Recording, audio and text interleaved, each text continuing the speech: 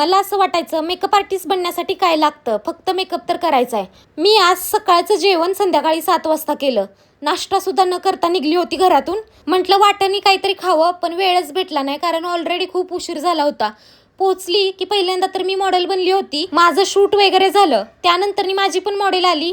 मग मी पटकन चेंज केलं. खाण्यासाठी वेळच भेटला नाही कसलाच. मैत्रिणीने एक समोसा आणून दिला होता. तो पण मॉडेलला भूक लागली होती म्हणून तिलाच दिला. हा माझा मला मेकअप कंप्लीट करायला 2-3 तास गेले कारण अजून पूर्ण हात बसला नाही. त्यानंतर मी शूट रील वगैरे शूट केलं. तोपर्यंत आम्हाला 7 वाजले. मग खाली गेलो आणि थोडंसं हलकं फुलकं खाल्लं आणि घरी आले बरं का. माझ्या पायांचे गोळे इतकं दुखत होतं की घरी आल्यानंतर कधी झोप लागली समजलं पण नाही.